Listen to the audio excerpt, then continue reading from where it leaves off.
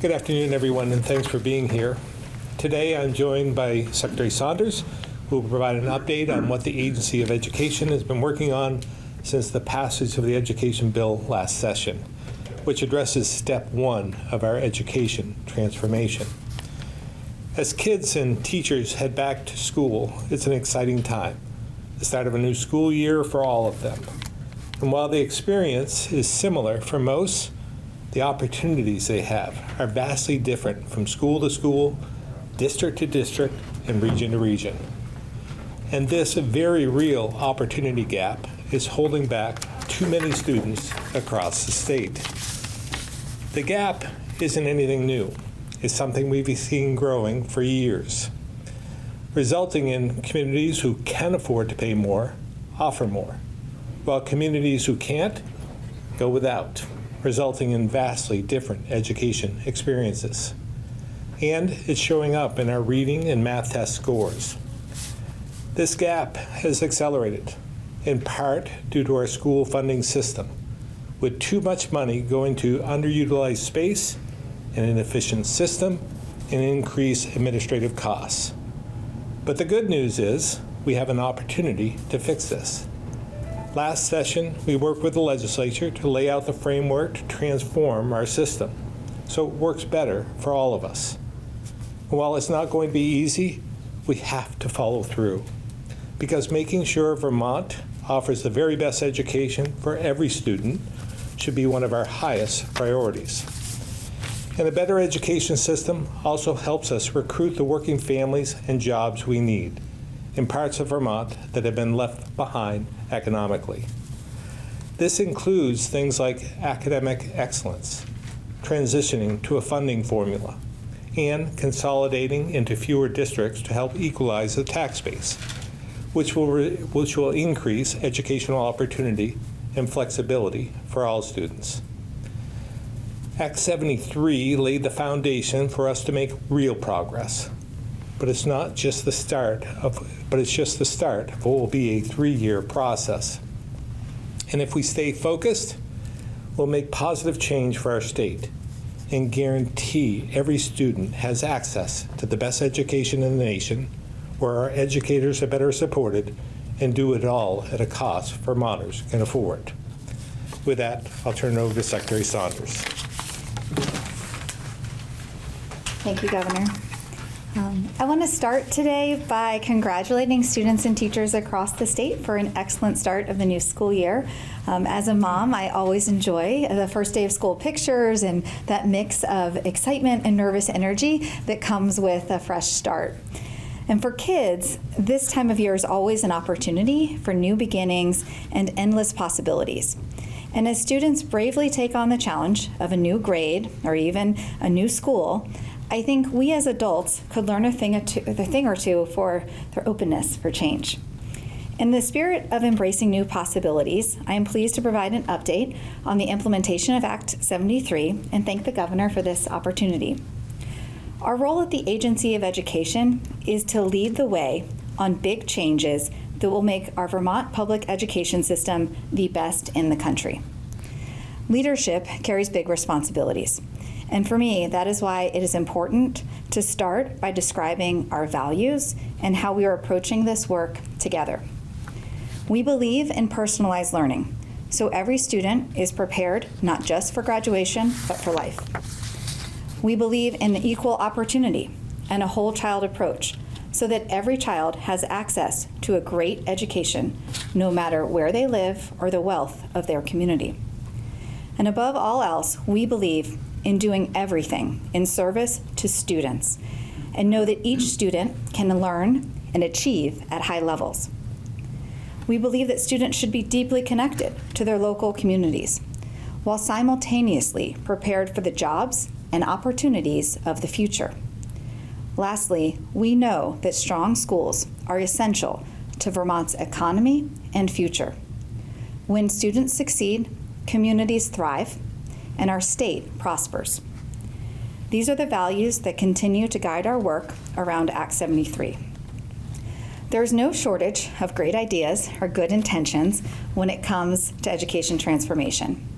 The real challenge lies in implementation. That's why we are committed to carrying out a plan that makes our education system the very best for every community, for every school, for every classroom, and for every student.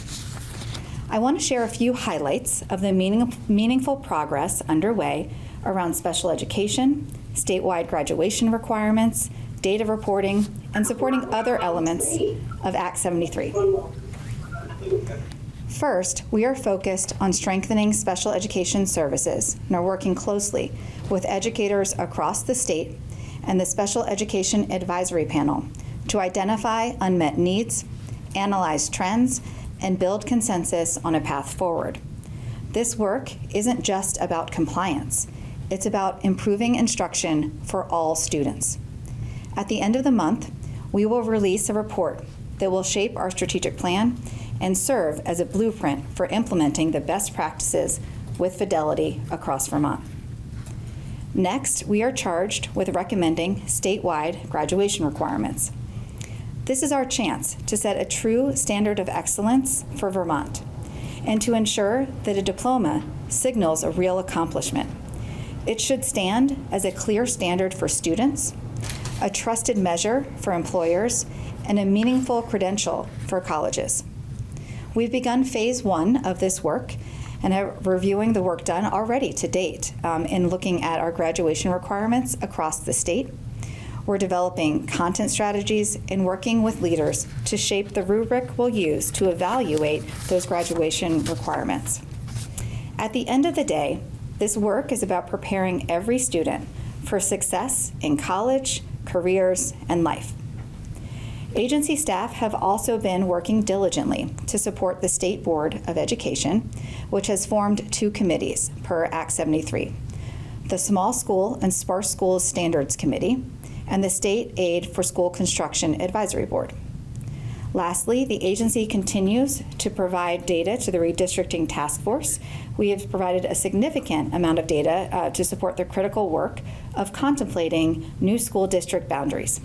In fact, our latest submission responded to over 160 discrete data requests.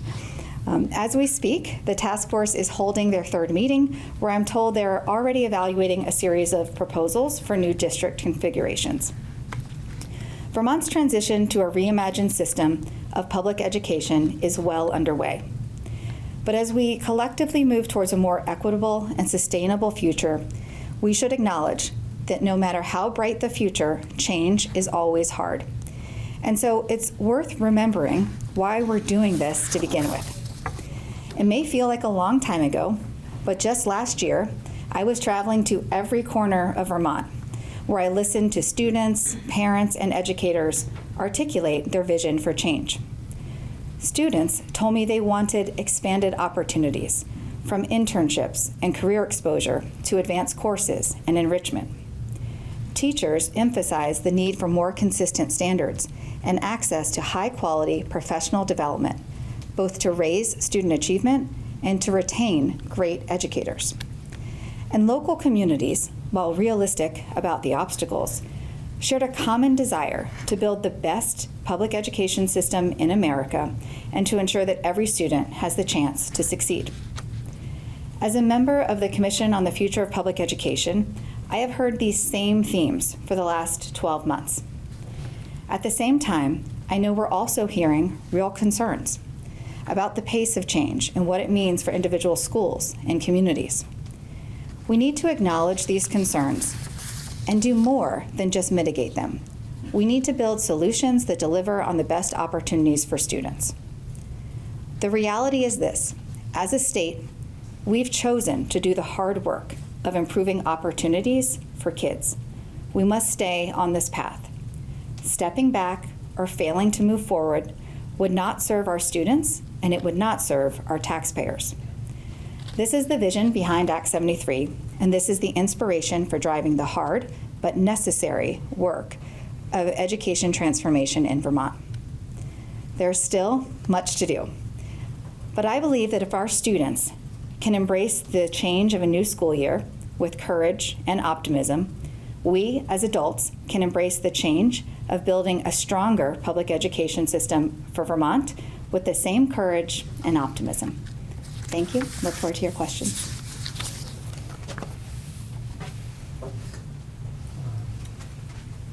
Secretary, We'll open up to questions, maybe, yeah, probably mostly for Secretary Saunders, but yes.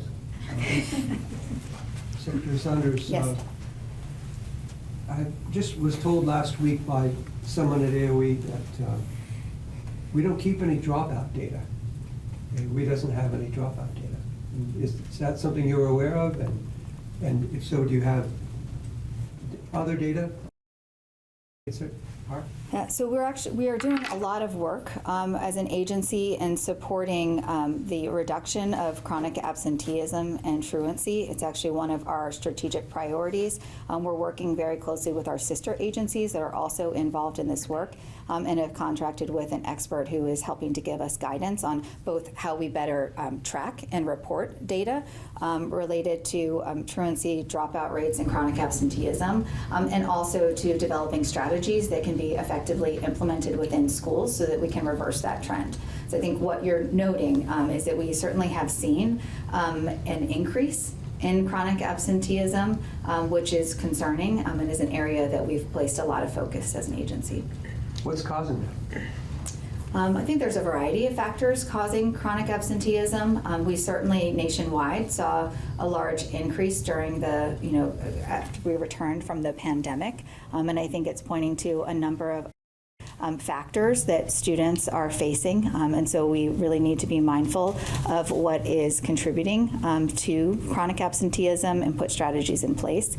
We are also partnering with UVM and their pediatrics department that's very focused on being a partner with us and helping to reinforce the importance of going to school. It's really important that our students are showing up in the classroom so that they have the opportunity to learn and grow, and so we are working on some coordinated partnerships with our medical partners and other community partners to reinforce that message and getting kids to If you school. want to take a deeper dive into this, who do we contact your office? Yes, I can put you in touch. We're working on the team. You listed the statutory deliverables that your agency is working on. Do all of those eventually need sign-off from the legislature in order to go live? So I think it's a combination. So as we walk through those deliverables, I mentioned the work we're doing around special education. We are charged with developing a report and also implementing a 3-year strategic plan. Within that, I think existing statute will allow us to implement. A lot of what we're talking about is developing a blueprint to implement the best practices that were already outlined in Act 173. So for that particular deliverable, we think there's opportunity to really move forward more expeditiously without legislative action. Related to the statewide graduation requirements, we make the recommendation to the state board, and then the state board will be involved in a longer-term process with those being approved in 2027. And so as we're making those recommendations to the state board, we're also accompanying that recommendation with a roadmap for how we're going to involve additional stakeholder feedback and input within that time frame. So it really depends on the specific deliverable. Some are within existing statute and are really focused on how the agency can support implementation. Others will require us to work with the state board in a rulemaking capacity. And as we dive deeper into this, we may identify that there are certain statutory changes that may be required in order to allow us to more fully and meaningfully impact these solutions. And at that time, we'll bring those forward. I know there were lawmakers who had some concerns about whether you would have the human resources that you need to do all this work. Have you made any staffing changes at the agency related to Act 73 at this stage? Not related to Act 73, but what I was really clear about when we started the Listen and Learn tour was that we would realign our work at the agency to meet the biggest needs of the field. And we have been doing that over the last year, and in the summer we have made really concerted efforts to reorganize our work and our teams to be very responsive to the needs of the field and to strengthen our support in key areas. And so what you'll see in kind of the new agency of education as we're going into the next school year is stronger support as it relates to special education, promoting safe and healthy schools, supporting with evidence-based instructional strategies, a number of other priorities that we identified through our strategic planning process. What are the key things that need to happen during the next legislative session in order to keep this endeavor on track? Mhm. So a key deliverable is approving the redistricting boundary maps that the task force is charged to present. So they're charged to present 3 maps to the legislature for approval. That is a really critical input. Additionally, there will be another study related to the foundation formula. That study needs to incorporate the input around how the district will be organized. That's an important input to determine how we will resource our system and structure staffing and so forth at both the central and the district, central and school level. So those are really 2 key inputs that are needed. And then the others, such as graduation requirements and some of the other quality standards that we've already outlined related to class size and so forth, are already embedded within existing education quality standards and under the purview of the agency and the state board. I think it's December 1st, right, is the deadline for the task force for submitting the 3 recommendations. Do you feel confident at this point that that timeline is still realistic, like to get recommendations that are going to be workable for legislators next year? So I don't sit on the committee, but I can certainly share that, I think we've provided the amount of data and information that they need to be able to make those recommendations. In their meeting today, I believe they're really getting clear around how they're going to evaluate their proposals. So I think that's a very critical next step for them to put forward maps. But I think we really need to be clear about what districting does and what redistricting doesn't do, right? So redistricting is an important element of ensuring that we are appropriately resourcing our system, but there are a lot of other considerations that need to go with that as we look at funding and quality that are all coordinated. But I do believe that the districting task force has the information and the data and expertise they need to be able to make those recommendations. Additionally, beyond the Agency of Education support, the Agency of Digital Services has provided a mapping tool that I think is a really incredible resource, and it includes a number of layers, including some demographic factors, and school location, some identifiers that are helpful, I think, in informing the redistricting task force work. Sarah, did you have anything? I'll just add, if you're interested in more information, the Agency of Administration Secretary's Office hosts a webpage for the redistricting task force that includes lots of detailed information, from the mapping tool that Secretary Saunders just referenced, to the list of the members, to links to the meetings themselves. There's a wealth of information there and all of the data that's been provided. December 1st, also another big day in the education world, because we find out from the tax department projected spending and impact on tax rates.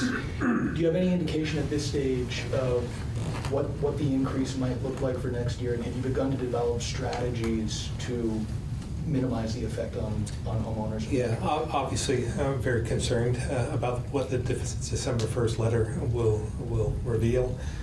But I wouldn't be surprised if it's of the magnitude that we saw last year. While I'm not ready to commit to what we're going to do, it's an important issue, and we will be developing our own budget. And this year is going to be a little bit more difficult than maybe last year.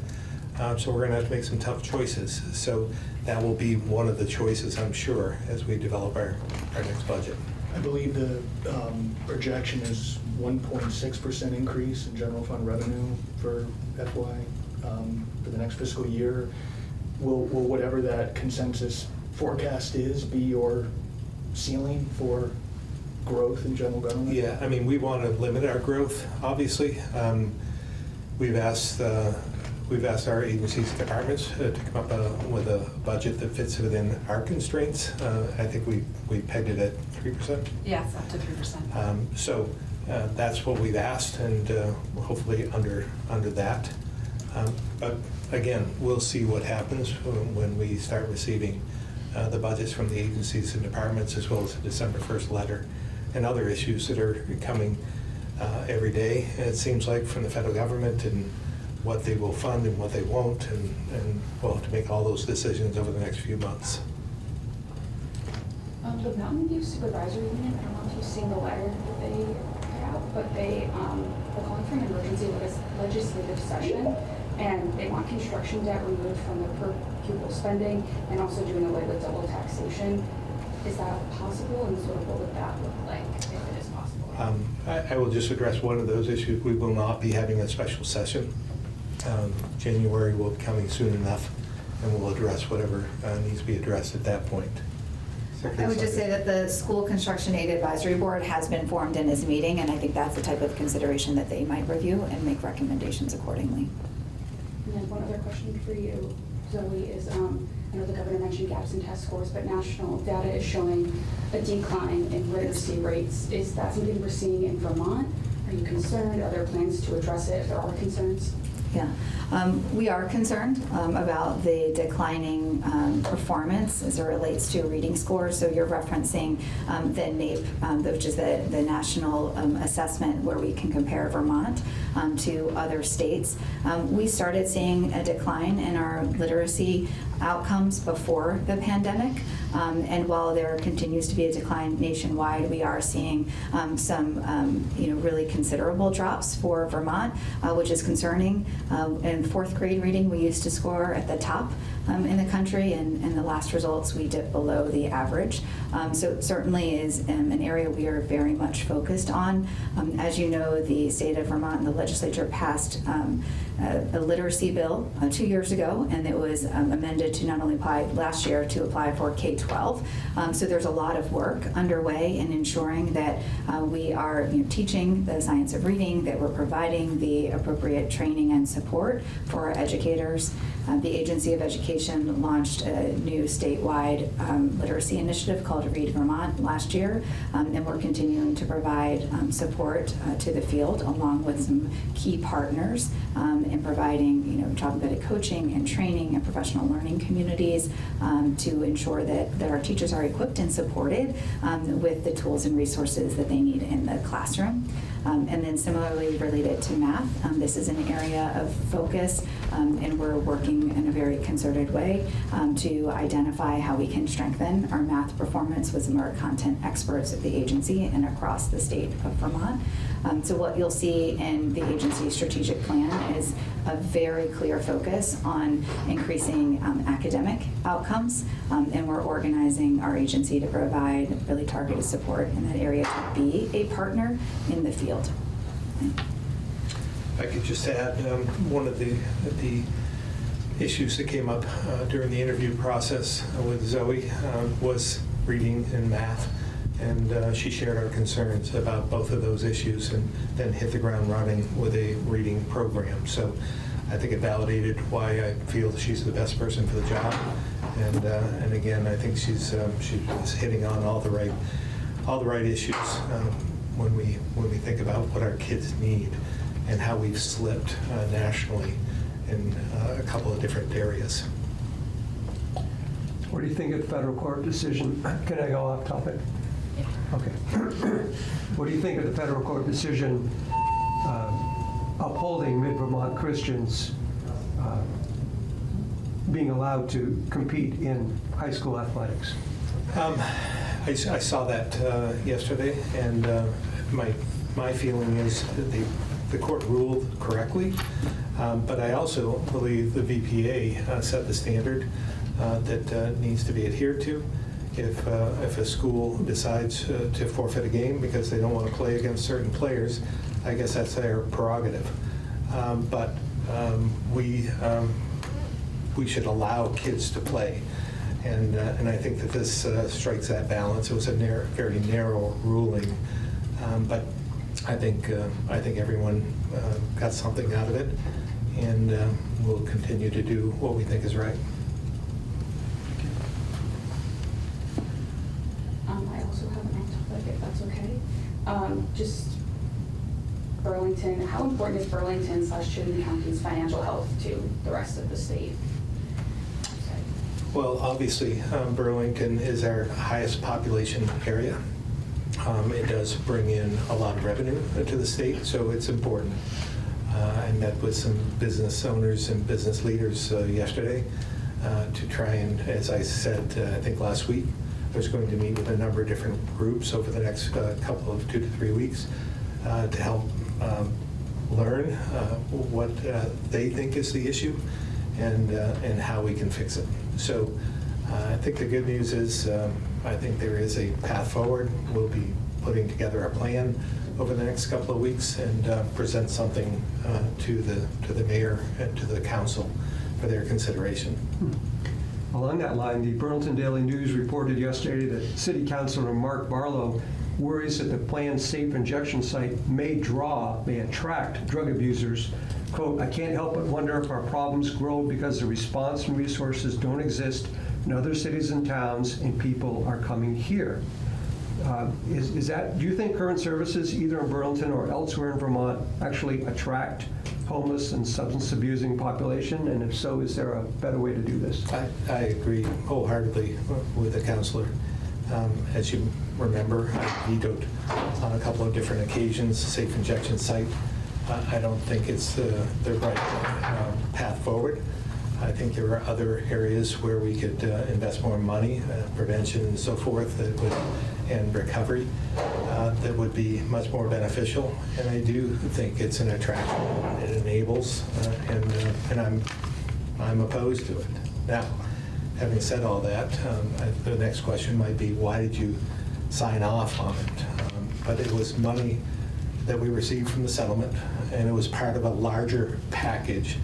And to not move forward with any of the proposals within that package would have been detrimental to our mission to solve and at least mitigate the issue of the epidemic we see across the state. So again, I question whether they'll ever get that off the ground, but and if they don't, that would be good news from my perspective.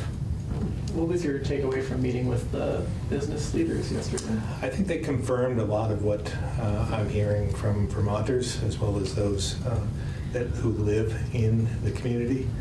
So there wasn't anything new, but it was a very diverse group that I met with. Some might be far left-leaning, some right-leaning, some in the middle, and they were all speaking with pretty much one voice. They want action. They want to see something done. And so, again, we'll be meeting with other groups to see what the art of the possible is and how we can help the city, because the Burlington is important to us, and we want to help. I look at this, I said during the meeting yesterday, I look at this as like a crisis that they're facing, much like a flood. And the first thing that we need to do is respond to the flooding and help people, and then the recovery part after.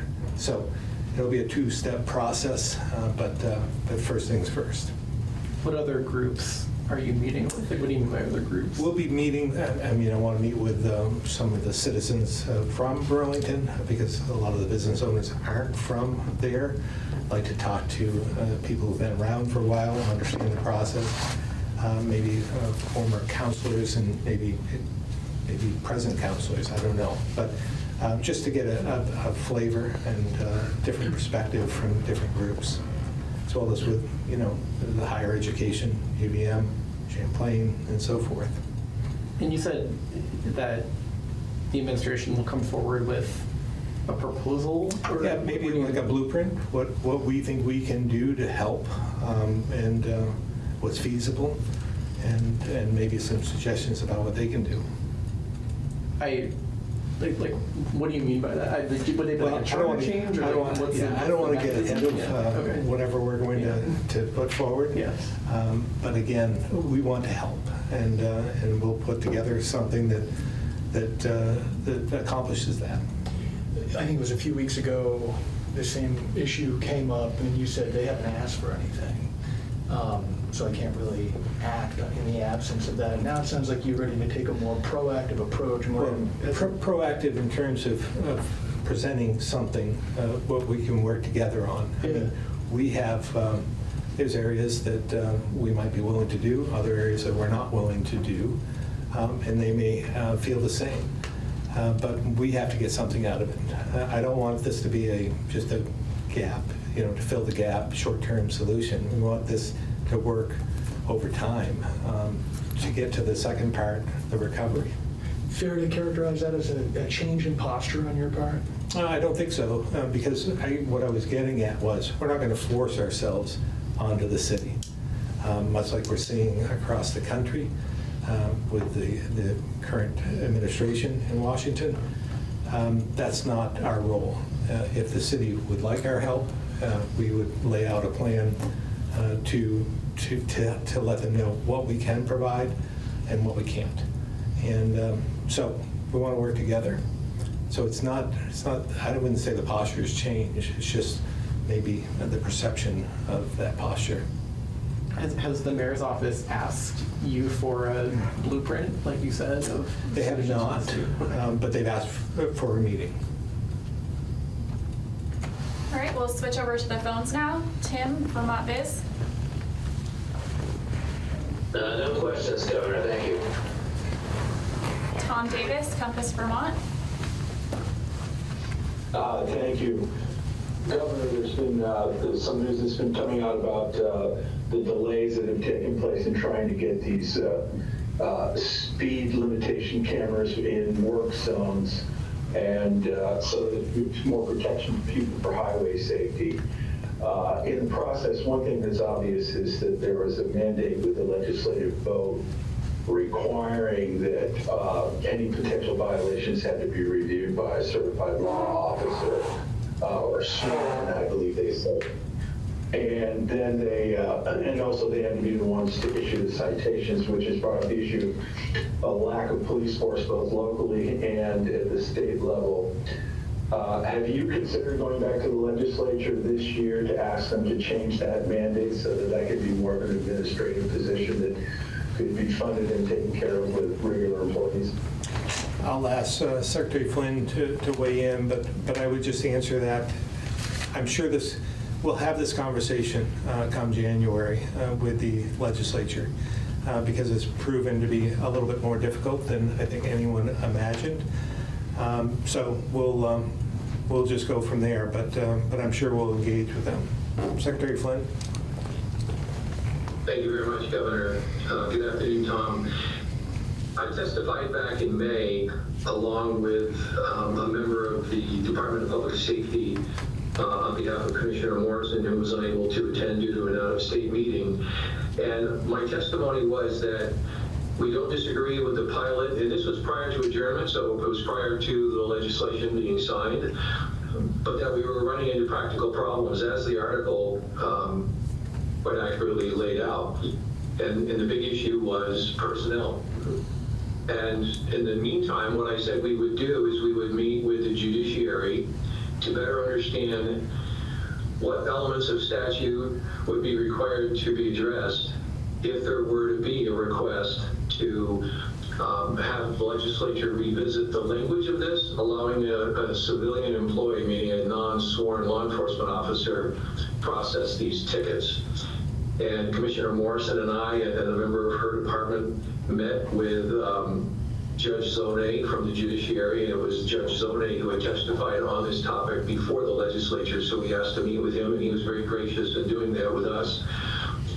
And he wasn't addressing whether the judiciary agreed with policy or not. He simply was very helpful in walking us through the specifics of legislation, which would need to be slightly altered in order to propose language for a civilian to process the tickets, and also raised a very good point, which we are still discussing prior to anything that may or may not go forward, as the governor said, which is then how is an appeal handled? Because currently a officer writes a ticket and a citizen has the right to go before the traffic court if they disagree with the ticket. I myself have had to do that as an officer in the past. And if a civilian writes the ticket, how then would the civilian be expected to go to court on behalf of the state? There are just a lot of things that, in my opinion, weren't completely understood to the degree of detail that would allow us to have met the timeline put forth by the legislation. Again, I think it's important that no one believe that this is a dismissive of the concern of highway safety or workers in work zones. So we have gathered the information from the meeting with the judge, and that is being considered, and what's decided will be decided, and any changes to what we might do will be presented in January. Okay, thank you very much. No other questions. All right, we'll go back to the room. On the return to office, I think it's obvious, right, that having state employees in Montpelier is beneficial for the local businesses here. But I'm wondering how much that factored into the decision to have employees come in 3 days a week. Like, how much was the kind of vitality of the business community here Yeah. part of your decision? Well, obviously it's important, but I wouldn't say that that was instrumental in why we decided to come back to office work.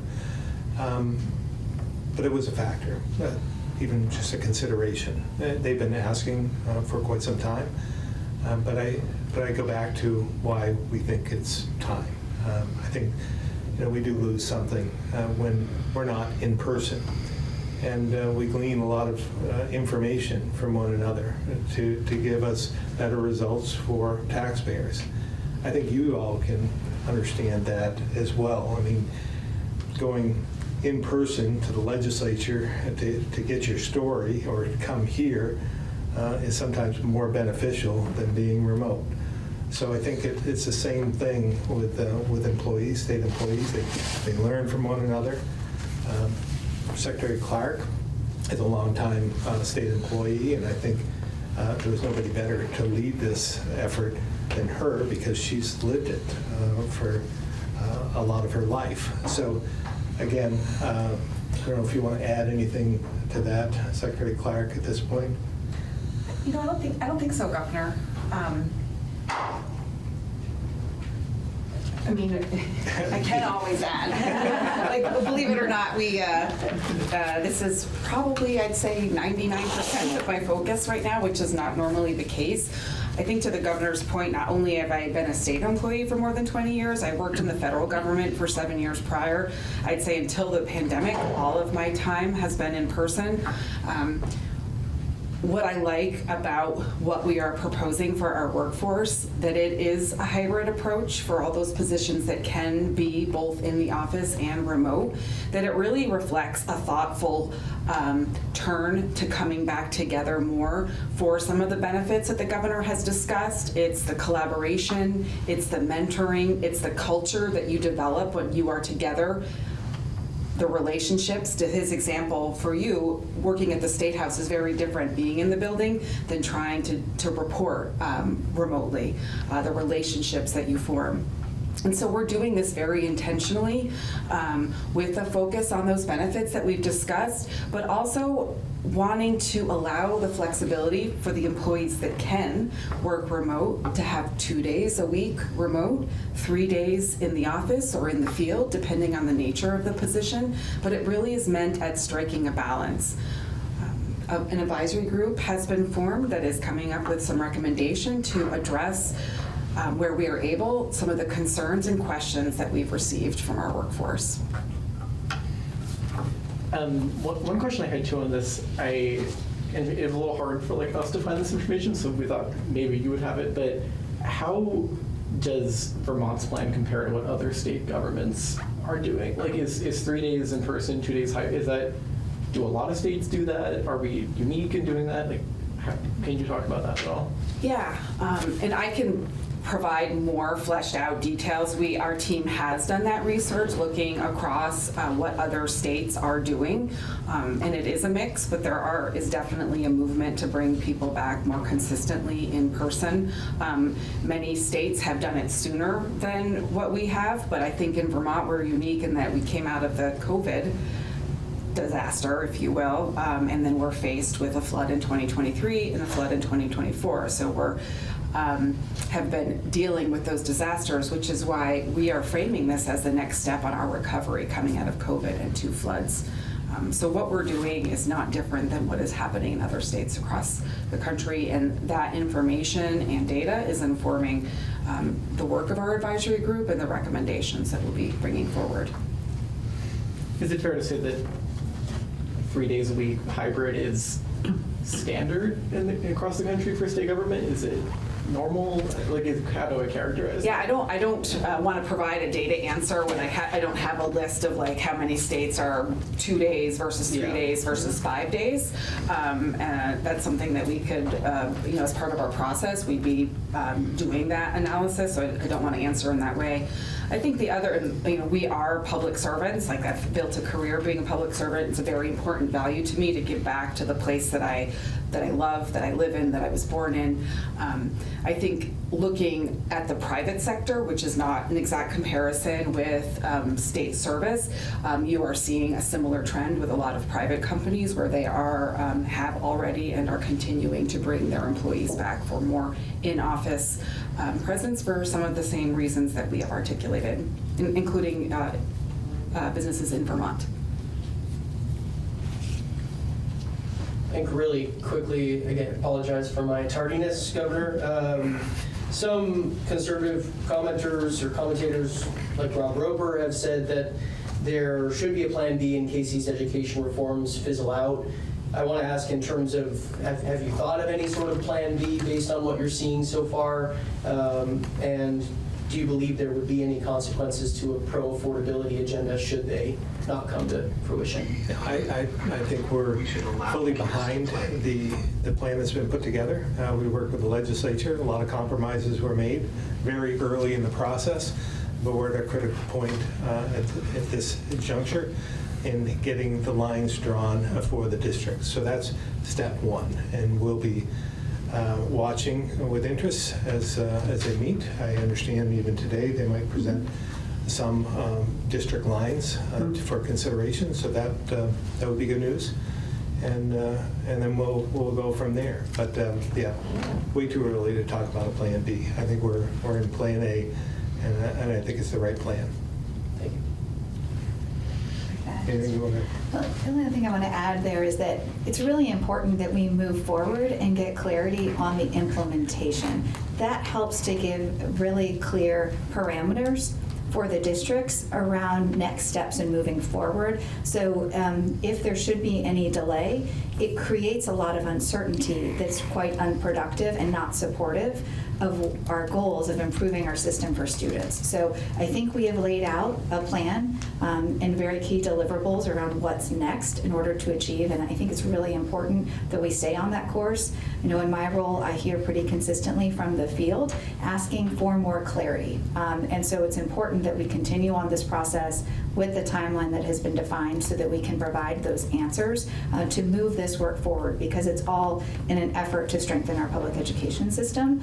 And I think there's really broad consensus of the importance of that. So just encourage us to continue with the path. And in my role at the Agency of Education, we're doing all we can to support the various committees and to provide really meaningful recommendations on the reports that we are required to deliver to move this forward.